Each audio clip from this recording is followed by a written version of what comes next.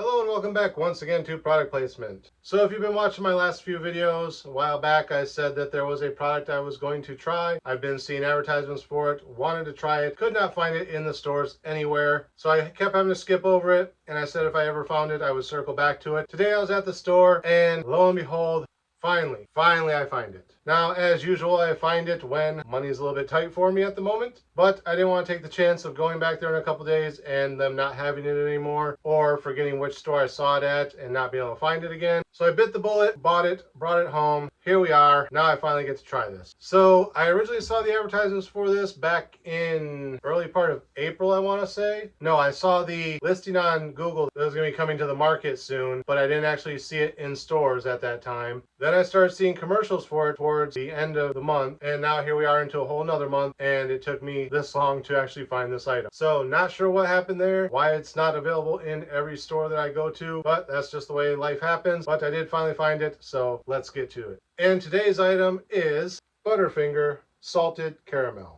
So back when I did the Reese's Caramel Cup, I said that it seemed like caramel flavored things were going to be the rage this year. Then we had the Hershey's Caramel. Now we have Butterfinger Caramel, although this is salted caramel, not just regular caramel. And I do like Butterfingers. I don't normally eat them that often because they get stuck in my teeth, but I do enjoy the overall flavor of Butterfinger. If it didn't get stuck in my teeth as bad as it does, I would probably buy them a lot more than what I do. But they're adding caramel to it, so I'm interested in seeing how that turns out. And unlike the other ones, it's not just caramel, it's salted caramel, which I'm hit and miss on salted caramel. Sometimes I like the addition of the salt. Other times the addition of the salt makes the caramel have this kind of weird, almost burnt flavor, which I don't like. So this one could be good. It could not be. I would be curious to try a Butterfinger with just caramel, not salted, but we'll see if the salt adds anything to it. It does just say regular salted. It doesn't say sea salt in caramel like some of the other ones that have had salted caramel. They always reference that it's sea salt. This doesn't say anything about sea salt. So let's rip it open and try it out and see what we think.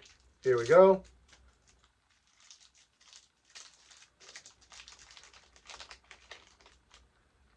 Okay, that's a little concerning, but it does, okay.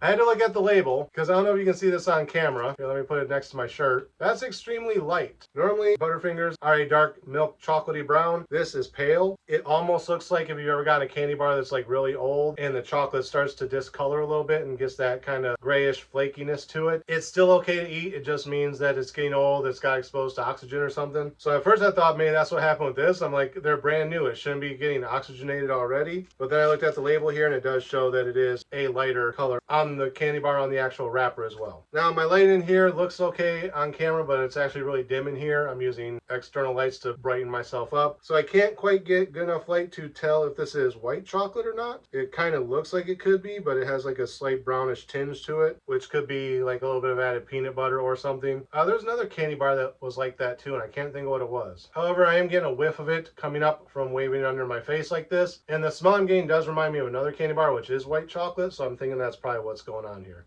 And I just got a really strong coffee scent now too for some reason. Maybe that's just the caramel. But anyway, let's give it a proper smell test and see if we can distinguish any other flavors. Here we go. Definitely a heavy coffee scent. Again, a lot of the candy bars, when they add caramel, they end up going almost more into the realm of toffee than they do into caramel. And that's usually obvious because they have a coffee, not toffee, scent to them, which is kind of what I'm getting here. But as far as the scent goes, the candy bar that this reminds me of is called a Zero Bar, which is basically a Snickers with white chocolate, which I think they have those now. I used to love Zero Bars when I was a kid. Well, when I was a teenager, I tried one for the first time. I was like, that's the most amazing thing I ever had. Became my favorite candy bar for a long time. Haven't had one in years because I rarely see them in the stores anymore. But if you get a chance to try a Zero Bar, that taste is what I'm smelling here, with a bit of a toffee / coffee kind of scent. Which that actually could just be the caramel mixing with the white chocolate, now that I think about it. Not sure. But anyway, it smells like a Zero Bar and toffee. So enough stalling. I still haven't freed up space on my phone yet, so I'm going to try to keep this one relatively short. And this is starting to melt in my fingers from talking so much because it is warm in here. So let's stop blabbing, take a bite, and see what we think. Cheers.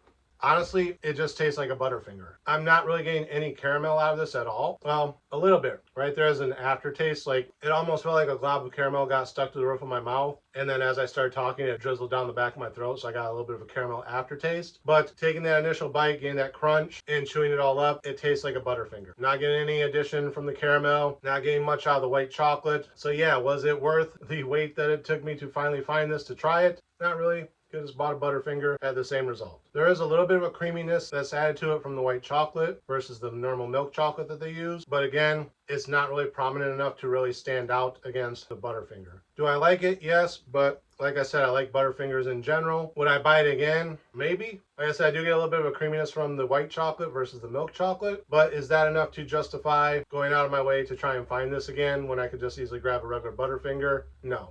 And the salted caramel, not getting anything from the realm of salt at all. Every time I think like, oh, there's a little bit of salt on my tongue or something, it's just the leftover particles from the Butterfinger wafer piece, the crunchy bit, that's just kind of getting broken up on my teeth and tongue as I talk. So yeah, not getting anything from the salt, not really getting anything from the caramel, a little bit of creaminess from the white chocolate versus milk, but overall wasn't worth the hassle of trying to get it. If anything, the smell alone makes me want to go out and get a Zero Bar now because I haven't had a Zero Bar on forever. But as far as flavor, it's a Butterfinger. So that's all I really got to say about it. So that's going to be it for this episode. Again, as always, thank you guys for watching. Remember to like, comment, subscribe, share the video. Links are in the description. Ring the bell wherever it is. Make sure you get notifications every time I post new content. And until next time, cheers.